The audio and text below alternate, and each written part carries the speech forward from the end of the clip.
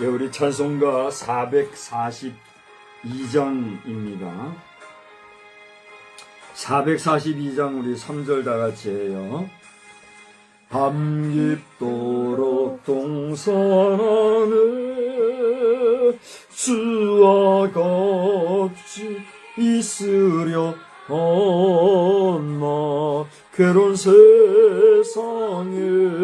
할 일 많아서 날 가라 명하신다.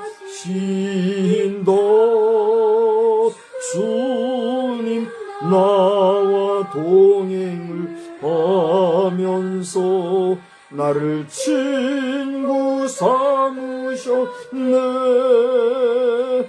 우리 서로 받은 그 기쁨은 알 사람이 없도다.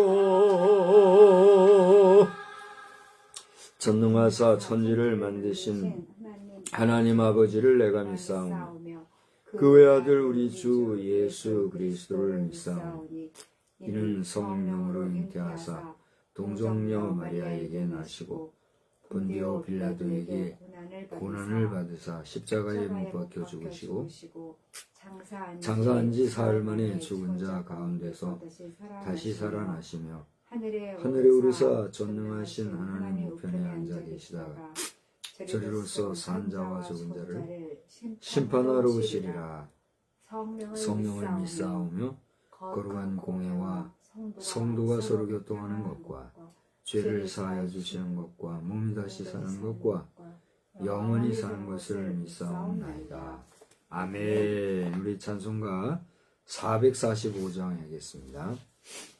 445장 태산을 넘어 험곡에 가도 빛 가운데로 걸어가면 주께서 항상 지키시기로 약속한 말씀 변치 않네.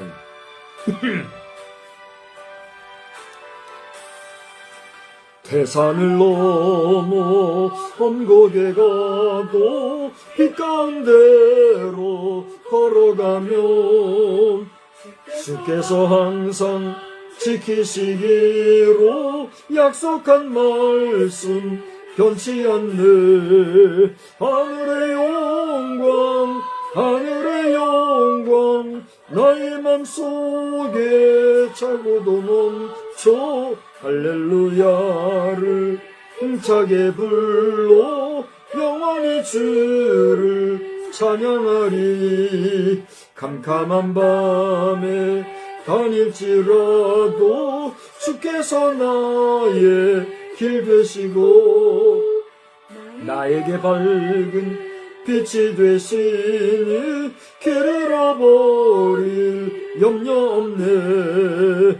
하늘의 영광 하늘의 영광 나의 맘속에 차고도 넘쳐 할렐루야를 힘차게 불러 영원히 주를 찬양하리. 광명한 그 빛 마음의 바다 찬란한 천국 바라보고 할렐루야를 힘차게 불러 날마다 빛에 걸어가리. 하늘의 영광 하늘의 영광 나의 맘속에 차고도 넘쳐 할렐루야를 힘차게 불러 영원히 주를 찬양하리. 우리 다 같이 기도하겠습니다. 하나님 아버지, 오늘 이 저녁 시간에도 저희들이 주님 앞에 머리 숙여 기도하니 우리의 기도를 들어주시고 주님의 뜻이 하늘에서 이루어지듯이 이 땅에서도 이루어지는 역사가 충만하기를 소원합니다. 이 대한민국, 우리가 살아가고 있는 이 국가, 이 나라의 주권과 또 안위와 안녕이 오직 주께만 있음을 다시 한번 돌아보고 고백하며 주님을 의지합니다. 주권이 국민에게 있다고 말하지만 하나님이여, 이 모든 국민들의 주권마저도 하나님이 좌우지하시는 줄 아오니 우리 국민들 마음속에 악한 영이 살아가거나 틈못하게 하시고 거룩하신 성령님만이 이 백성을 주관하여 주시어서 국민들 한 사람 한 사람이 선한 것에 열심하고 악한 것에 미련한 자들이 되어서 하나님이 기뻐하시는 일을 이루는 백성들이 되게 하여 주시옵소서. 하나님 아버지, 각 교회 성도들을 주님이 세워주시고 주의 사자들을 보내셔서 저들을 말씀으로 권면하여 가르칠 수 있게 해주셨사온데, 교회를 통하여서 천국의 모델을 삼고 교회를 통하여서 하나님의 나라를 맛보게 하여 주셨건만 오늘날 교회가 많은 사람들에게 지탄받고 조롱받고 비아냥거림받고 비웃음을 받는 처지에 놓이게 되었습니다. 어찌하리까 불쌍히 여겨주시고 우리 모든 교회들마다 그리스도의 사랑이 넘치고 또 은혜가 넘치는 복된 역사들로만 넘쳐나게 하여 주시옵소서. 하나님, 부족한 종을 이곳에 세워주시고 또 지금까지 달려오게 해주셨거니와 하나님, 남은 여생에도 주의 은혜를 위하여 주의 영광을 위하여 온전히 살아가는 게 부족함이 없는 저희들 되게 하여 주옵시고, TVPM 사업과 집행사역에 대한 눈을 뜨게 하시고 연구하게 하시고 또 이런 기술을 가지고 나아갈 수 있게 해주신 것 감사하고, 이 일 주 안에서 아름답게 연명해 줄 수 있도록 주님 인도하여 주시옵소서.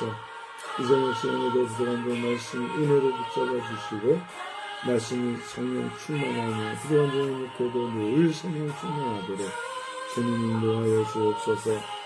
예수님의 거룩하신 이름으로 감사하며 기도드리옵나이다. 아멘. 우리 하나님의 말씀을 봅시다. 마태복음입니다. 마태복음 3장이에요.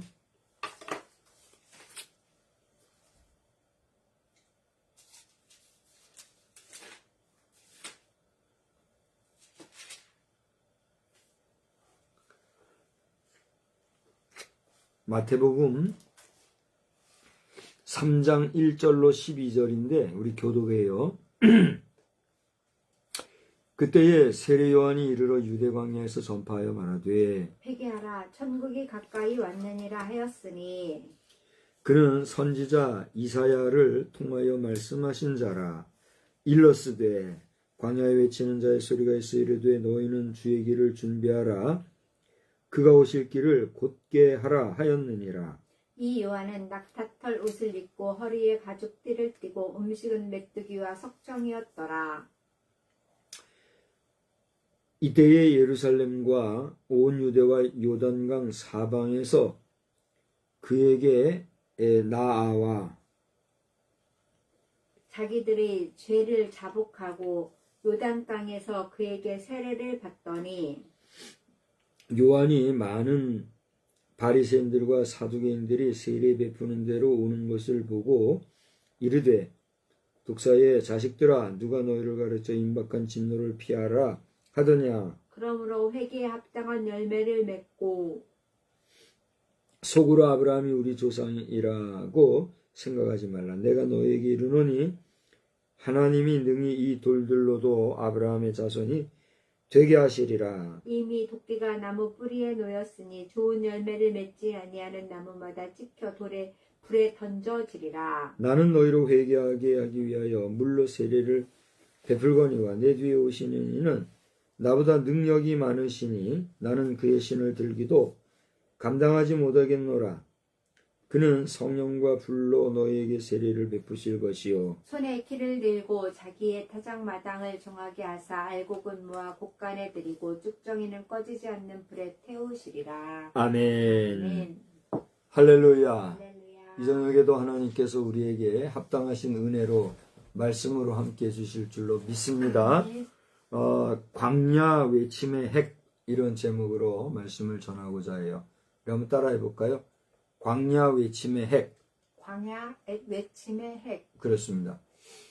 핵전쟁이 냉전 시대에 있어서 최고조로 갔다가 그 냉전 시대가 풀리고 나면서 다시 무기의 핵전쟁의 위험도가 좀 낮아졌나 했으나 둠스데이라고 하여서 지구 최후의 날에 대한 긴장감이나 또 경고 거기에 대한 주의하는 일들은 하시라도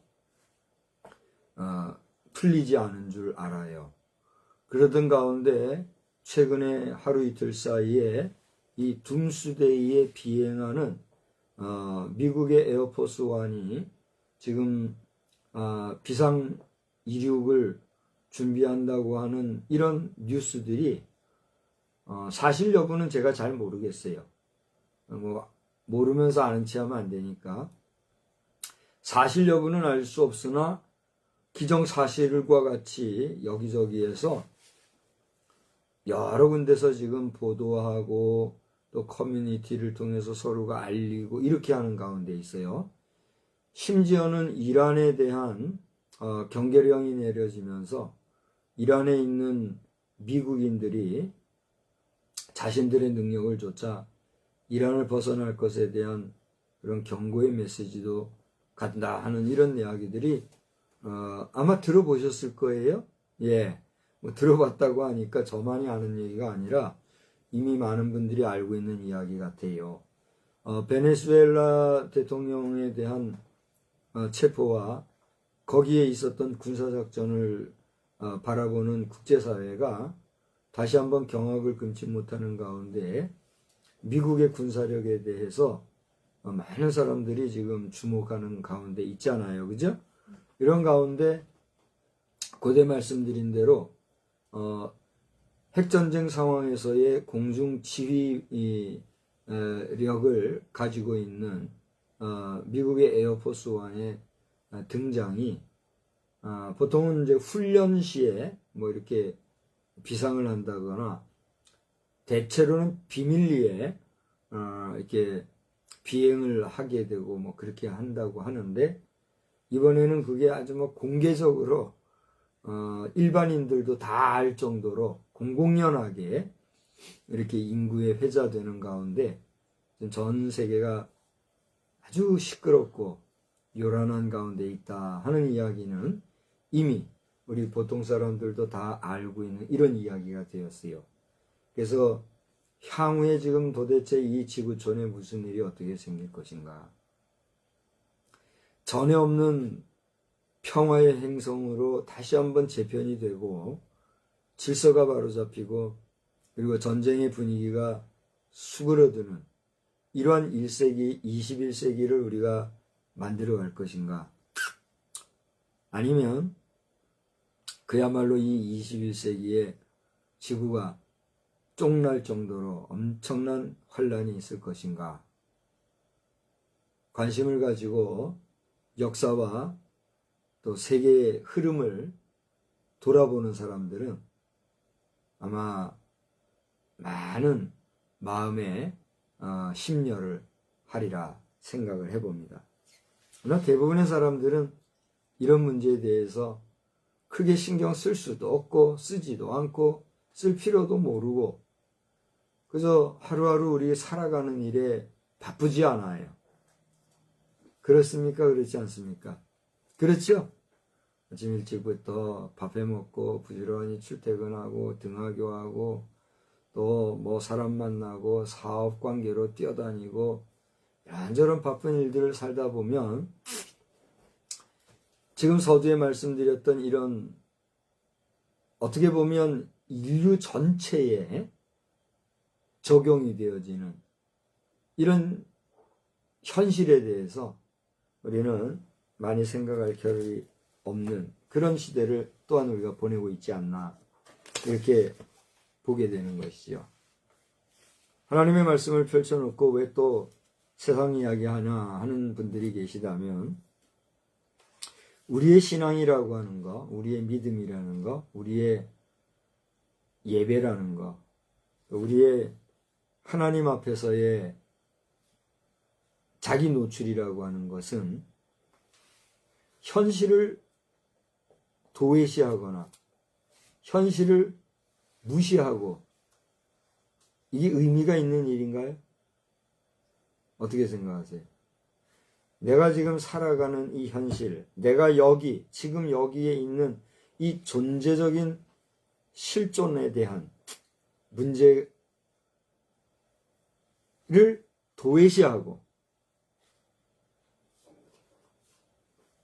그냥 자기 흥에 도취되고 자기 감정에 도취되어서 감정적 충만과 내면의 기쁨만 넘치면 그게 믿음 좋은 사람의 전형적인 모습인 양 착각하고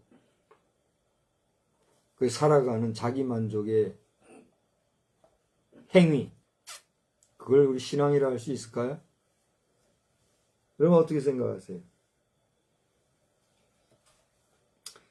우리 아버지 세대나 할아버지 세대에는 정말 순수하게 하나님의 말씀을 가르치고 그 말씀의 내용을 설명하고 그 설명한 말씀 안에서 또 우리가 받을 교훈을 얻고 그런 가운데 마음의 깨달음을 얻고 또 교훈을 받아서 그 내용을 통해서 우리가 또 삶의 어떤 철학 삼고 삶의 지침, 방향을 설정받고 이런 삶을 사는 게 분명해요. 그런 것 같아요? 그렇지 않은 것 같아요?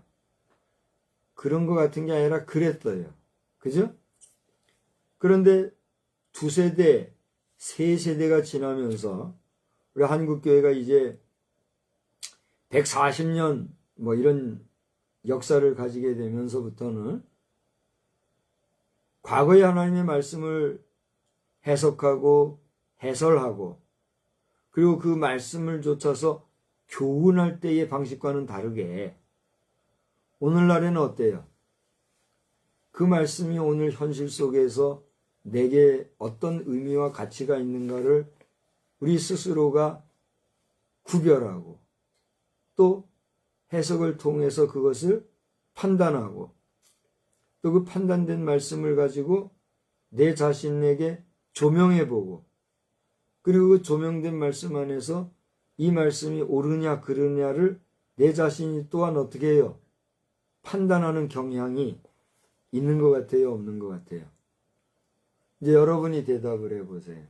여기 앉아있는 분이나 이 온라인상에 계신 분이나 여러분이 이제 한번 판단해보세요.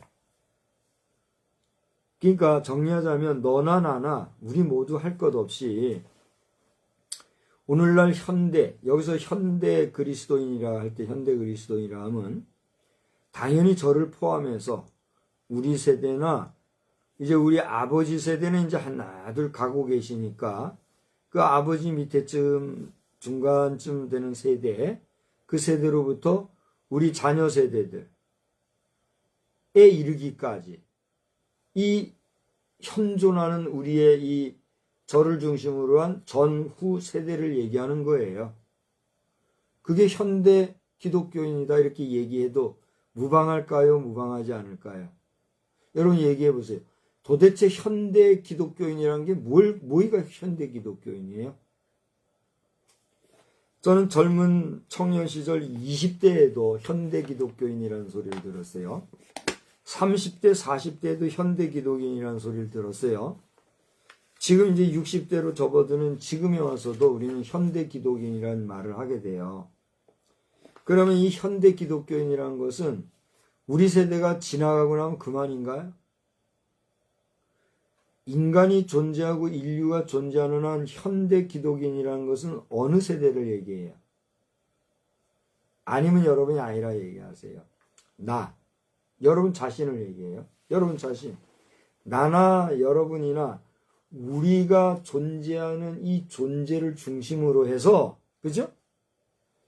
앞선 연대로 치면 우리 아버지 세대, 좀 더 가자면 할아버지 세대로부터 현재 존재하는 우리 현대 시대를 살아가는 이 존재들이에요. 그죠? 그리고 뒤로는 우리 자녀들, 좀 이제 일찍 결혼하거나 해가지고 후대가 생산이 돼서 손자가 있으면 손자까지. 위로 할아버지로부터 아래로 손자에까지 어떻게 보면 5대인가요? 그렇게 되면 5대죠, 5대. 5대가 한 시대 안에 거하면 그게 뭐예요? 나를 중심으로 현대가 되는 거예요, 현대. 그래요, 안 그래요? 그러니까 이 현대라고 하는 개념은 지금 내가 살아있는 이 시대가 현대로 돼, 내 시대가 가도 그 현대는 계속 머물고 있어요, 머물지 않고 있어요? 머물고 있는 거예요. 그래요, 안 그래요? 그러니까 오늘이라고 하는 시간은 어제에 비하면 뭐예요? 미래예요. 어제의 개념으로 보면 내일이니까 그 내일이 오늘이 되는 거예요. 그 미래가 현재가 되는 거예요. 그죠? 이 오늘이라는 현재는 내일로부터 보면 뭐예요? 과거의 과거, 내일의 과거가 오늘이에요. 그죠? 오늘이라고 하는 시대는 미래로부터는 과거요. 저 과거로부터는 미래가 되는 현재, 그게 오늘이에요. 그죠? 그러니까 오늘이라고 하는 시간은 영원해요, 영원하지 않아요? 영원한 거예요. 따라서 합시다. 내가 존재하는 한 오늘이라는 시간은 어떻다? 영원하다. 공감이 되십니까? 저는 지금 여러분이 들으실 때 뭐 개똥철학 같이 들릴지 모르겠으나 철학적 사유로 가만히 생각을 해보라고요. 내가 현존하는 오늘이라고 하는 시대는 내가 존재하는 한 어제도 있고 오늘도 있고 내일도 있어요. 그런 오늘이라는 시간은 언제 끝나느냐? 언제 끝날 것 같아요? 그렇죠. 나의 종말이 되면 오늘은 없는 거예요. 그래요, 안 그래요? 그러니까 나의 종말이 있기까지 오늘이라는 시간은 영원히 가는데 그 오늘이라는 시간과 오늘이라고 하는 그 날과 날이 모여서 뭐가 돼요? 한 시대가 되는 거예요. 그러니까 오늘 내가 존재하는 이 시대는 언제예요? 현대예요, 현대. 그러니까 현대를 살아가는 우리 모든 현대 기독교인들에게 있어서 이제 다시 아까 얘기했던 대로 얘기하면 우리 아버지 시대의 성경 말씀을 배우고 깨우치고 또 그 말씀에서 은혜 받던 그 당시의 환경과 오늘 이 현대 우리 시대에 아버지를 보내고 할아버지를 보냈던 그리고 이제 내가 어른 노릇하고 내가 이제 자식에게 부모 노릇하는 이 시대에 이르러서 우리 자식과 더불어 살아가는 이 현대 지금 이 시대에 있어서 우리는 하나님의 말씀을 대할 때 판단하는 의식이 많으냐 아니면 우리 아버지 할아버지 세대처럼 다소곳이 듣고 경청하고 순종하고 은혜 받고 그 말씀에 깨닫고 그리고 살아간 그런 경향이 많으냐 하는 거예요. 여러분 어떻게 생각하십니까? 오늘 제가 드리는 이 이야기는요. 교회를 모르는 자들은 이해가 안 돼요. 이게 무슨 얘기지? 여러분 모르는 얘기. 아무리 들어봐도 이해가 어려울 거예요. 깨달는다 해도 크게 감이 안 와들 거예요. 그러나 저같이 교회 안에서 오랜 세월을 그것도 교회에 뭐 드나들고 왔다 갔다 하는 이런 게 아니라 교회, 가정, 저는 이제 주로 공부를 했으니까 학교, 그죠? 뭐 사업체나 무슨 회사 생활은 많이 안 했지만은 그저 살아가는 여러 가지 신변 잡다한 일들은 해봤잖아요. 뭐 시장에도 가보고 노동의 현장에도 가보고 공장 생활은 안 해본 것 같아요. 뭐 공장이라고 해봐야 뭐 수공업 같은 정도만 해봤지. 노동, 농사 이런 다양한 이제 경험을 했던 거 아닙니까? 근데 이런 시간들을 통해서 어디가 중심이 됐다는 얘기예요? 교회가 중심이 됐어요. 그러니까 교회가 중심이 돼서 어려서부터 교회라고 하는 그 깊은 내막을 알고 보니까 교회를 안다고 감히 말할 수 있어요, 없어요? 여러분이 보기에는 교만해 보일지 모르지만 뭐 아니라고 해도 몸으로 익히고 생활에서 삶에서 그것이 일상이 된 나의 경험 체계라고 하는 것은 교회의 흐름에 대해서 그 면면을 잘 안다고 할 수 있어요, 없어요? 있단 말이에요. 그죠? 이건 교만해서 말하거나 무슨 뭐 잘난 체해서 말하는 게 아니라 삶이 그렇게 형성됐기 때문에 삶에서 느끼는 그 느낌은 나에게 있어요, 없어요? 있단 말이에요. 근데 그런 삶에서 교회 생활 안에서 신앙생활 안에서 느끼는 느낌을 볼 때 과거 지나간 우리 선때 아버지 할아버지 시대에 비해서 나를 포함해서 우리 세대와 우리 후대의 이 젊은 세대 자식 세대들이 하나님의 말씀을 대할 때 하나님의 말씀을 받는 그 자세나 그 말씀을 사모하는 그 모습이 태도가 어떨 것 같으냐 말이에요. 이것은 조심스럽고 제 자신이 판단하는 그런 종류의 이야기가 될까봐 매우 삼가하면서 이야기하지만 절 보세요. 제가 바라볼 때 교회 흐름 속에서의 지금 나나 우리 후대의 현대 기독인데 제가 현대 기독이라는 개념은 정의를 했어요. 우리 현대 기독인들의 말씀을 받는 자세는 아닌 것 같아도 아니라 해도 제가 볼 때는 얼마나 비판적이고 판단하는 자세로 보는지 모르겠어요. 오늘 이 말씀을 듣는 분들이 몇 분이나 되고 누가 볼지 모르겠으나 여러분이 그렇다고 하든가 말든가 오늘 이 말씀을 전하는 저는 어때요? 내가 본 식견을 지금 이야기하기 때문에 이건 내가 틀릴 수 있어요, 없어요? 틀릴 수도 있고 반면에 어떻게 해요? 맞을 수도 있어요. 그쵸? 그러나 저는 그것이 맞든 틀리든 여러분이 인정하든 안 하든 내가 교회 안에서 60평생 살아오면서 본 교회 흐름 속에 오늘날 현대 기독인들은 하나님의 말씀을 너무나 판단하고 비판하고 분석적으로 그리고 자기의 해석으로 해석하려고 하는 그런 경향이 많이 있구나 하는 것을 제가 느끼게 돼요. 저는요, 참 이게 은혜인 것 같아요. 저는 감사하게도 어려서도 그렇고 청소년, 청년 시절 지금에 이르기까지 누구의 설교든 설교를 비판하거나 그걸 분석하려고 하기보다는 어떤 마음으로 설교를 듣는지 아세요? 사모하는 마음으로 들어요. 이제는 설교자의 입장이기 때문에 나름 분석 능력과 분석적인 시각과 그것을 판단하려고 하는 의도적으로 그런 것을 작동하면서 볼 때도 있으나 그보다는 먼저 어떻게 해요?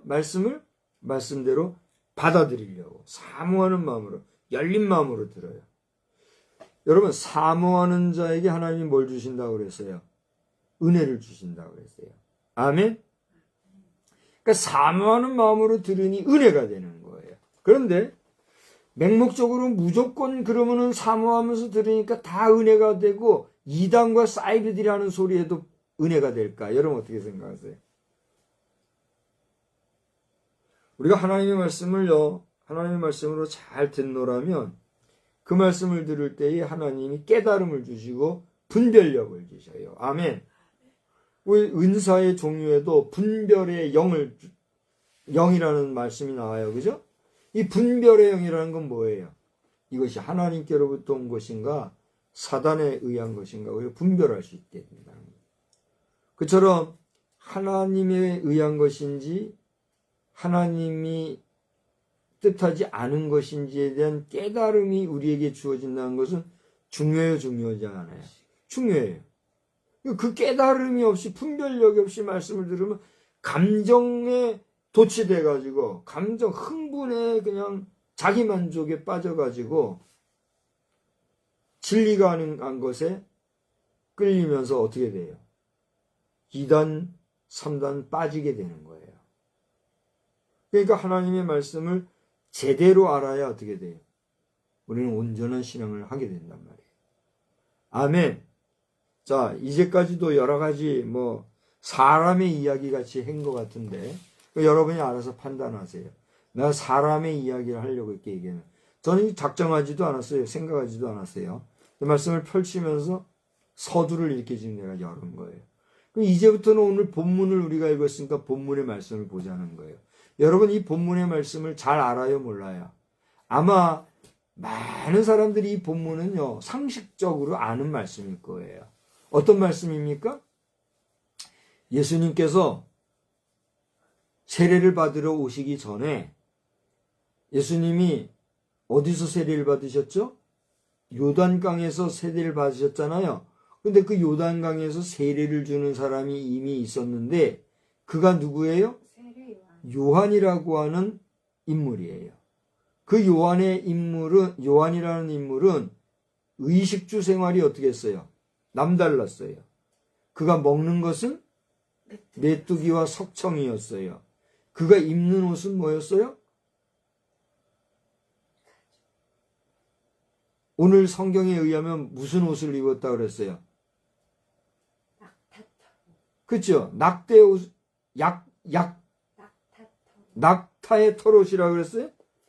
뭐라고 그랬어요? 4절에 보니까 낙타 털옷을 입고 그랬어요. 자, 의식 문제가 지금 이렇게 우리에게 이야기되고 있지요. 그죠? 그 거주는 어디에 했을까? 성경에 구체적으로 요한이 어디에 거주했다는 얘기는 없지만 보나 안 보나 이스라엘 지역의 여러 가지 기후라든가 또 그 지역의 특성상 그는 삶이 어땠을까요? 이런 좋은 집, 호화로운 집, 튼튼한 집, 잘 지어진 집, 그런 집에서 살았을까요? 아니면 정말 빈곤한 들판에서 잠도 자고 이렇게 제대로 집도 한 칸 없이 그렇게 야생 생활을 했을까요? 뻔히 알 수 있는 거 아닙니까? 그죠?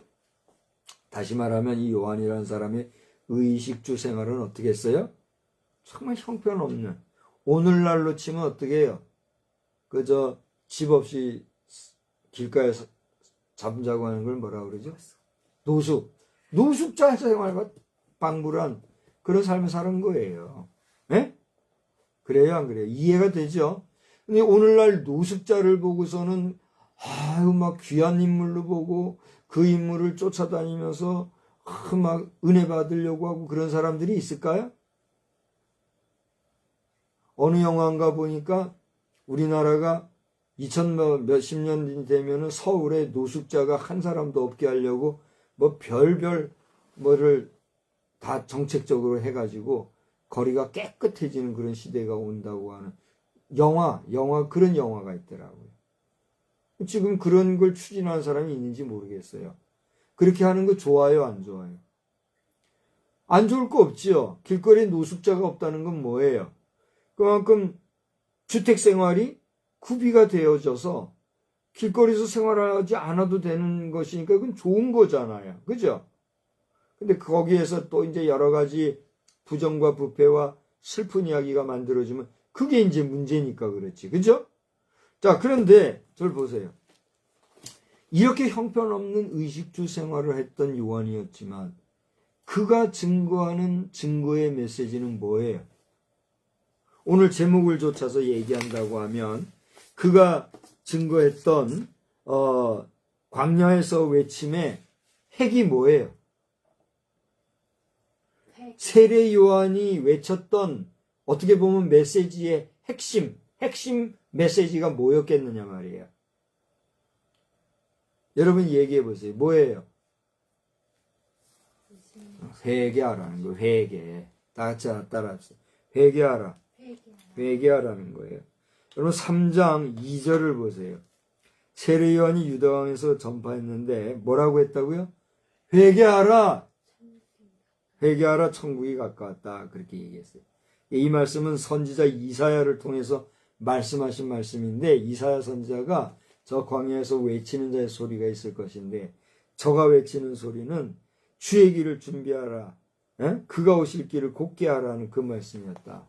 그런데 그렇게 주의 길을 예비하고 곧게 하는 핵심 메시지가 뭐다? 회개하라는 거예요. 회개하지 아니하고 주를 맞이할 수 없다. 회개하지 아니하고 주를 영접할 수 없다. 그러니까 회개하라. 이게 세례 요한의 핵심이었단 말이에요. 핵이었단 말이에요. 그러면서 11절에 와서 여기 3장 2절은요.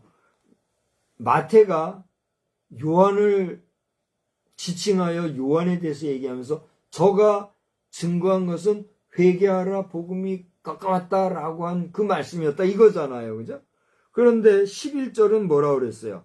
나는 너희로 회개하기 위하여 물로 세례를 베푼다. 이렇게 얘기했어요. 화자가 누구예요? 요한 자신이에요. 1절은 요한 자신이 나는 너희로 회개하게 하러 왔다라고 얘기하면서 요한 자신의 메시지의 핵이 뭐라고요? 회개에 있었다라고 하는 거예요. 그러면 이제 다시 처음으로 돌아가서 얘기해 볼게요. 둠스데이를 얘기하고 뭐 미국의 에어포스 원을 얘기하고 핵무기, 핵전쟁 얘기를 하고 있겠습니다만 핵이라고 하는 것은 어떤 가치가 있나요? 여러분이 아는 대로 얘기해 보세요. 핵은 어떤 가치가 있어요? 폭발력이 강하다. 두 번째로요. 폭발력이 강하니까 거기에 따라 에너지가 강력하다. 그렇게 되는 거겠죠? 그리고요. 핵하면 또 생각나거나 말해지는 게 뭐가 있어요? 그러다 보니까 전쟁에서 대량 살상무기로 쓰여지는 무서운 존재다. 그러면 제가 다시 물어볼게요. 핵이라는 게 그냥 우리가 무서워하고 이렇게 위험하고 그런 겁니까? 핵이라고 하는 것이 그 존재 의미가 그렇게 위험하게 우리가 생각하거나 다루거나 또는 그렇게 써야 할 것이 핵입니까? 그래요? 그러기 위해서 핵을 만들고 그래요? 그게 아니죠. 그렇죠. 고대 말씀드린 나눈 대로 핵이라고 하는 것에 강한 폭발력과 거기에 따른 에너지가 이것이 미치는 영향력이 큰데 우리는 그것을 통해서 다양한 에너지원 삼고 인간에게 유익하게 해야 될 것이고 그것을 위해서 개발한 것이지만 그것이 전쟁 무기로 사용되어질 때는 이것은 위험한 것이 되고 인간을 멸망시킬 정도로 아주 악한 것이 되는 것. 그게 핵이잖아요. 그래요, 안 그래요? 정리를 하자면 핵이라고 하는 것은 영향력이나 폭발력에 있어서 힘이 강력하다는 거예요? 강력하지 않다는 거예요? 강력한 거예요. 오늘 제목이 뭐라고요? 오늘 제목이 광야 외침의 핵이라 그랬어요. 광야 외침이라는 건 여기 뭘 얘기하는 거예요? 광야에서 외치는 소리가 있었다. 그 광야에서 외치는 소리의 핵심적인 메시지가 뭐냐? 이걸 얘기하는 거잖아요. 그럼 광야에서 외치는 소리의 내용이 뭐였죠? 왜 회개하라는 거였죠? 천국이 가까웠다는 의미가 뭐죠? 하나님의 때가 이르렀다. 그 하나님의 때가 이른 게 뭘 의미하죠? 지구로 가요? 여러분이 여기에서 성경을 우리가 읽을 때 어떻게 읽느냐에 차이가 있는 거예요. 금방 질문했던 것 속에서 잘 봐요. 회개하라. 어디서? 광야에서 외치는데. 그럼 회개하라. 뭐가 가까웠다? 천국이 가까웠다. 그 천국의 핵심 내용이 뭐죠? 하나님 나라. 그 하나님 나라가 뭐죠? 마태는 여기서 얘기하는 천국이니 뭐 하나님 나라가 가까웠다느니 하는 이런 모든 이야기를 어디로 집중해서 투사하고 있어요? 그렇습니다. 너희가 회개하라. 천국이 왔다라고 한 얘기는 뭐냐면 너희가 회개하고 나서야 예수를 배워도 예수를 만나는데 의의와 가치가 있다. 이걸 얘기하는 거예요.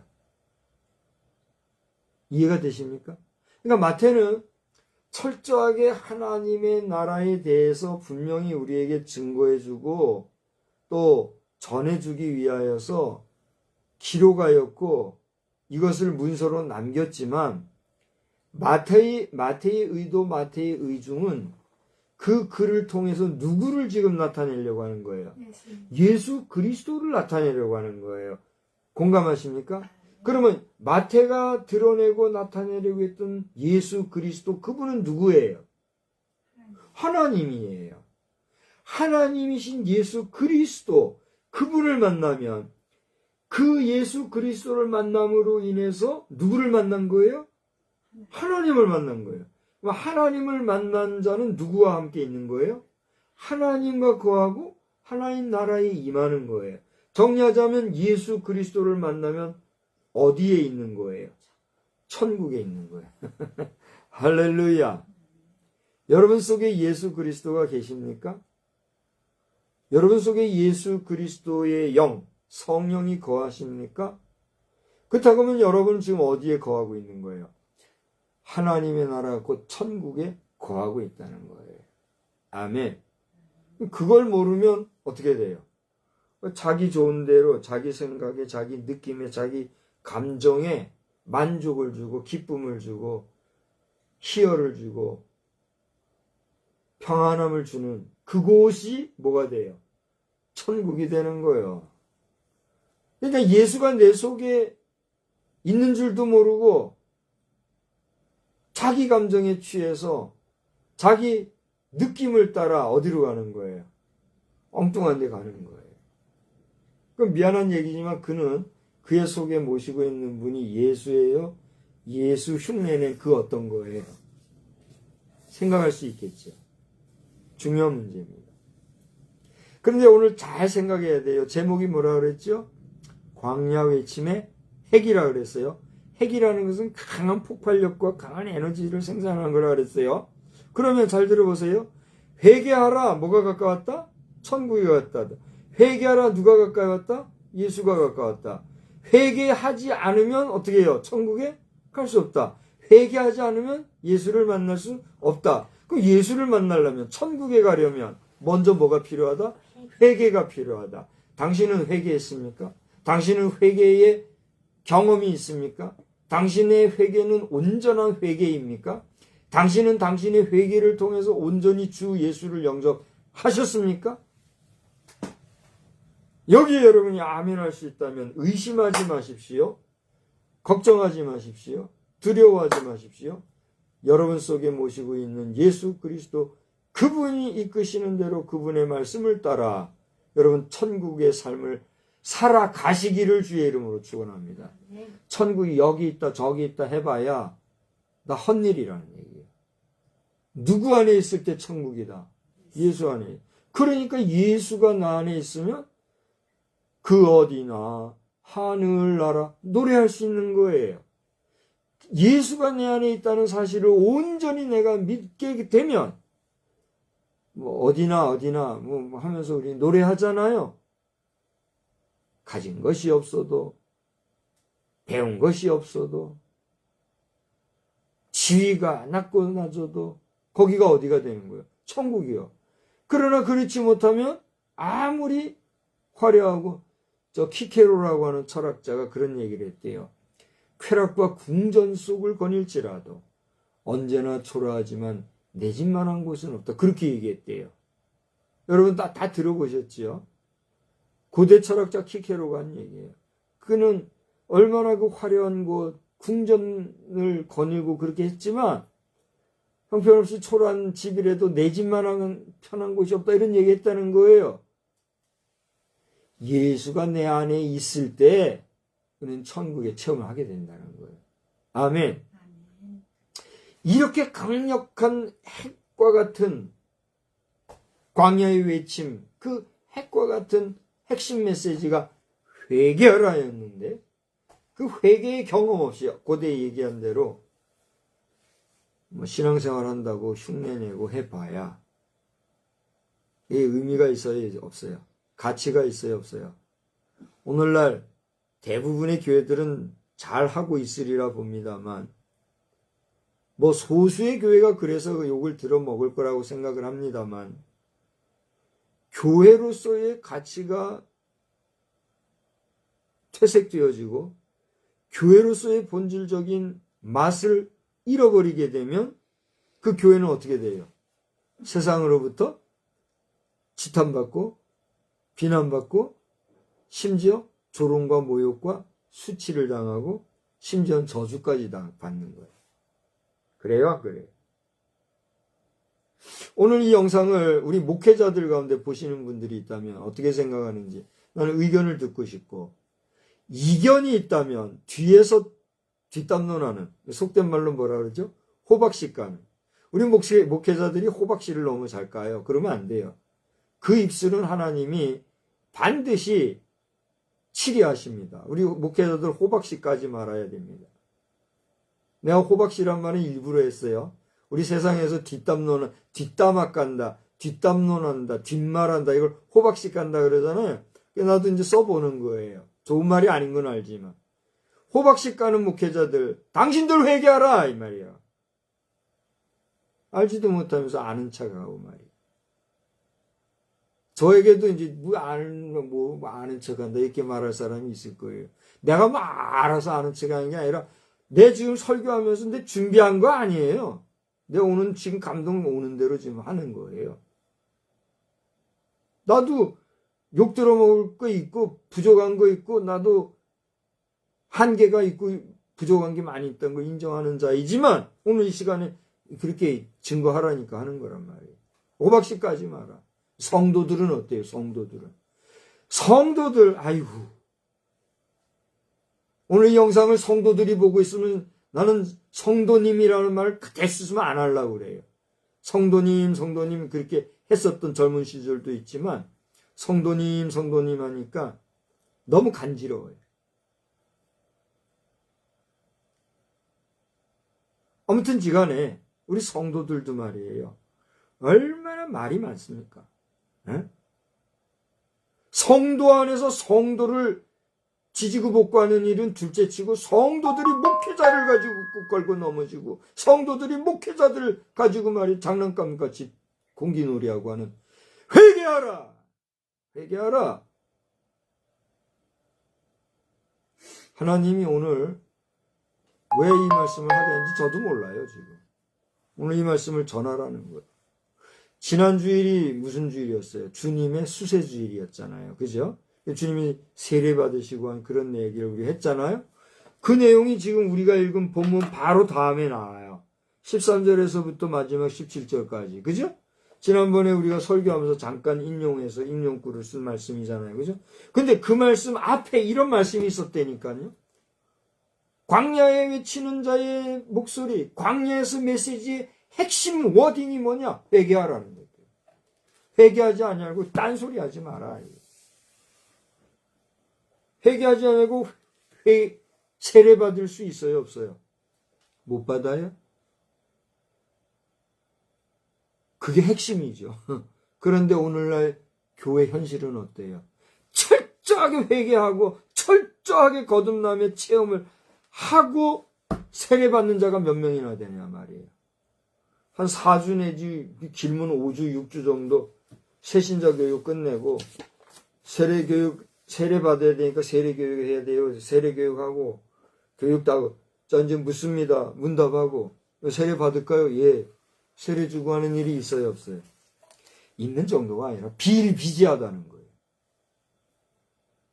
그러니까 세례의 의미도, 세례의 가치도, 세례의 그 귀중한 내용도 모르고 회개는 무슨 회개예요? 회개가 뭡니까? 회개라는 것은 말 그대로 돌아서는 거예요. 돌아서는 거. 메타노이아라고 뭐 전문용어로 그런다잖아요. 유턴하는 거라고요. 내가 하나님의 뜻이 아닌 것에서 가다가 하나님의 뜻이 아닌 것을 알면 거기서 과감하게 돌아서서 하나님이 원하시는 길로 가는 것. 그게 회개다. 이게 회개의 정의잖아요. 그래요, 안 그래요? 그런 경험을 우리가 얼마나 하느냐. 목사가 되어서 목사랍시고 수십 년을 아니할 말로 떠들은 목사, 그런 목사라도 하나님 앞에서는 온전히 회개한 자가 아니다. 나중에 하나님이 나 몰라 그러면 어떻게 돼요? 헛일한 거예요, 헛일. 중요한 것은 이 회개를 통해서 우리가 경험하는 게 뭐예요? 내가 믿을래서 믿어지는 믿음, 내가 배워서, 내가 들어서, 내가 그저 인지해가지고 아는 그 고백, 외형적인 고백. 그래서 만들어진 믿음, 만들어진 신앙. 그 신앙이 신앙이 아니요. 그 믿음이 믿음이 아니란 말이에요. 믿음이 뭐예요? 하나님이 위로부터 주시는 믿음. 그 어떤 환난과 역경과 고난 속에서도 환경의 변화 속에서도 흔들리지 아니하는 믿음. 온전히 회개한 심령이 갖는 그 참된 믿음. 다시 말하면 하나님이 주시는 그 믿음은 결국은 오늘 말씀대로 논리대로 하면 뭐예요? 회개한 자에게 주시는 위로부터의 선물인 거예요. 할렐루야. 그런 경험이 있느냐 이거예요. 그런 경험 없이 목사 될 수 있어요, 없어요? 뭐 안 돼요? 목사 될 수 있어요. 나는요 이번에 뭐 하다가 나는 목사 고시도 2번 봤어요. 2번. 한 번에 끝나는 시험인데 난 2번 봤어요. 뭐 자랑하는 건 아니지만 안 돼요, 안 돼. 열심히 하고 가봐야 당일 생각이 안 나면 쓸 수 있어요, 없어요? 못 쓰는 거예요. 왜 이렇게 나는 시험 보면 잘 안 되는지 열심히 해. 내가 초등학교 때 나는 몰랐어요. 난 초등학교 때 그냥 그만 했거든요. 그런데 서울에서 난 그 친구가 지금 누군지도 모르겠어요. 어느 날 서울에서 왔다면서 전학 온 친구가 하나 왔는데 어떻게 해가지고 나랑 같이 지내게 됐어요. 짝진지 어쨌든지 같이 지내게 되는데 이 친구 집에 가서 일제고사, 그 당시 일제고사를 했더니 일제고사를 준비하는데 나랑 같이 공부하자고 그래가지고 같이 가가지고 그 집에서 잠을 자면서 공부를 했어요. 아버지는 서울에서 그 당시에 버스인데 무슨 버스요? 좌석버스를 운전하는 분이래요. 근데 그 아버지가 뭐 부산에서 와서 했댔나 어쨌댔나 그런 친구예요. 엄마는 안 계시더라고. 혼자 아버지하고 이렇게 온 친구인데. 근데 그 당시에 내가 그게 맞는지 모르겠는데 타이밍이라는 약이 있었어요. 타이밍이라는 약으로 내가 기억을 하는데 정확히 모르겠어요. 그건 뭐냐면 먹으면 잠이 안 온대요. 잠이 안 오고 그 약을 먹으면 뭐 할 수 있다.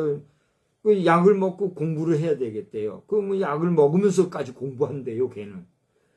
그러면서 공부를 하는데 나더라도 먹으라는 거예요. 그 나는 왜 그 약을 먹느냐고. 그래서 뭐 먹고 저니까 먹었죠. 난 잠이 들었네. 잠 안 오는 약이라고 해서 먹고서는 저기 뭐야 공부한다고 해도 그 약 먹으라 해서 안 먹는다고 했는데 먹으라고 때 잠 깨서 같이 공부해야 된다고 그래서 먹고 있는데 잠이 들고 아침에 보니까 깨보니까 아침에 이런 일이 있었더래요. 내가 뭐 전혀 생각도 안 하고 뭐시야 무슨 얘기예요. 뭔 얘기하다 얘기했는지도 난 모르겠어요. 그런 식으로 우리가 열심히 해본들 허당이다, 이 허당. 에?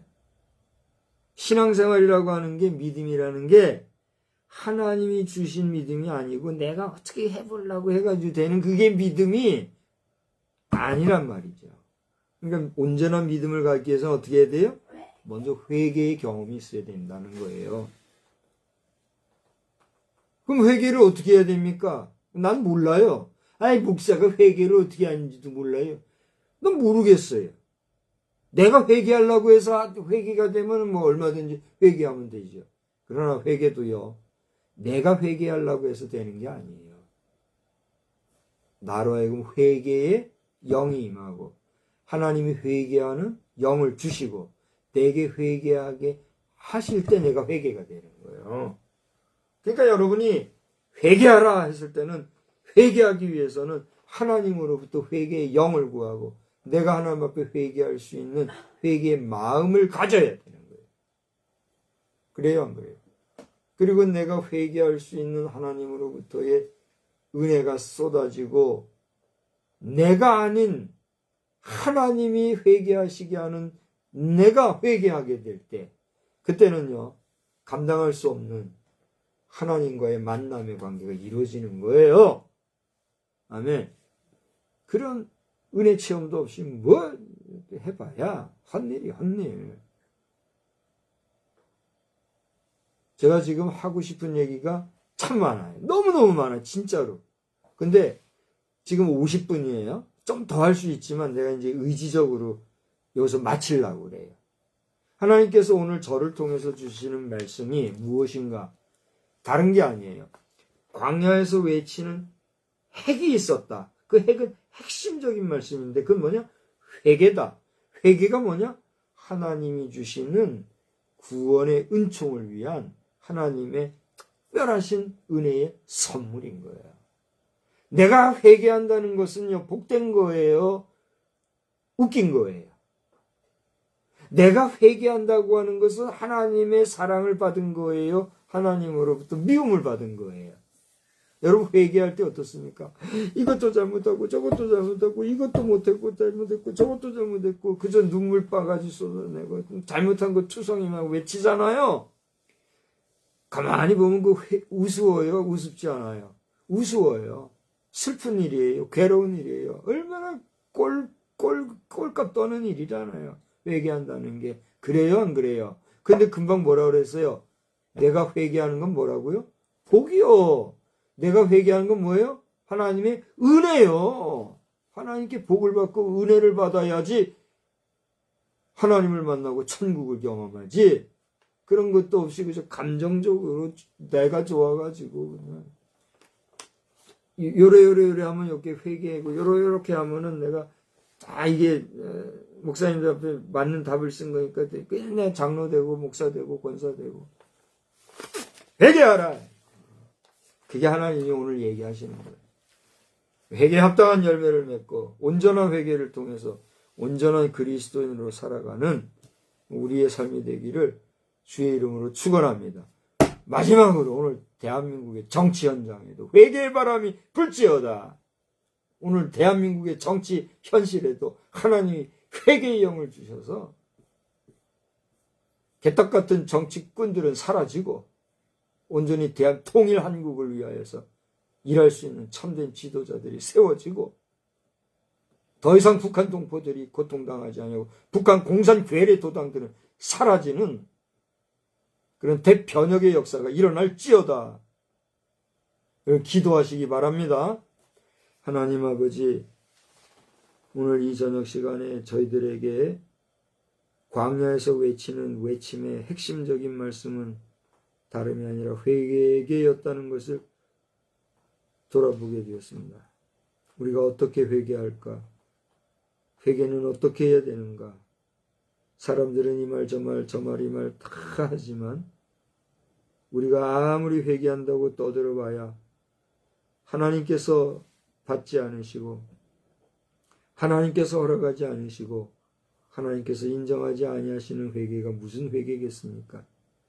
그래서 인간이 자기 감정, 자기 만족 속에 빠져서 착각하는 것밖에 아니 되는데 하나님 저희들에게 은혜를 베풀어 주시사 온전한 회개의 영이 임하게 하시고 온전히 회개함으로써 내가 믿어 만들어지고 내가 배워 만든 나의 믿음이 아니라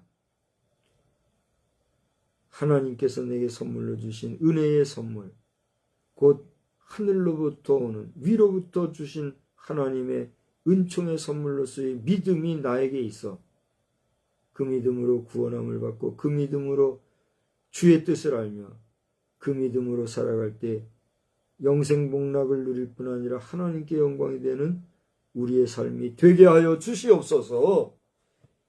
이 밤에도 저희들 육신의 단잠 잘 자게 하시고 우리의 살아가는 일생 속에서 하나님의 영광과 하나님의 의만 나타나는 그 일에 귀하게 쓰임받는 저희들이 되기를 간절히 원하옵고 예수님의 귀하신 이름으로 기도드리옵나이다.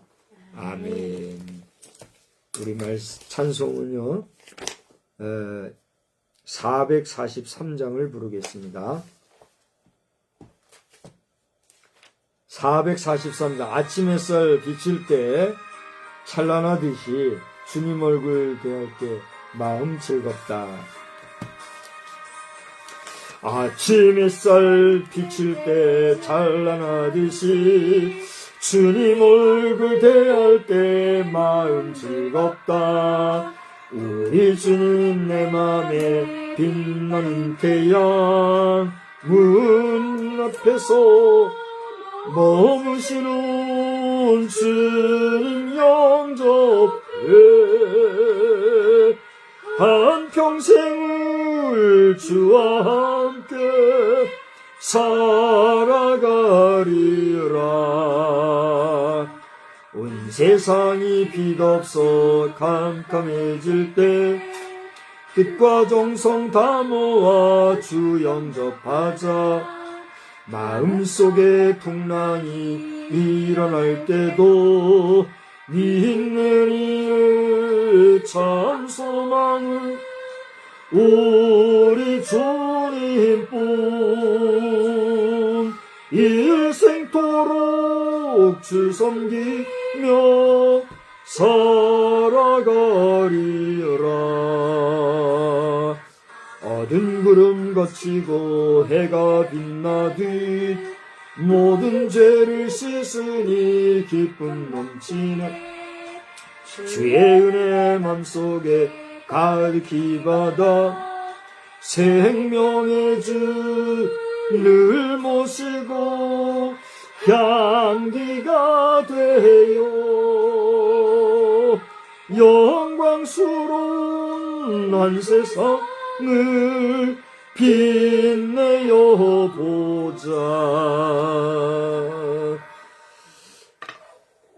이제는 살아 역사하시는 아버지 하나님의 놀라우신 은혜와 우리 주 예수 그리스도의 극진하신 사랑하심과 성령님의 감동 주시고 교통하시는 은혜의 역사가 오늘 말씀에서처럼 온전히 회개하고 거듭난 심령으로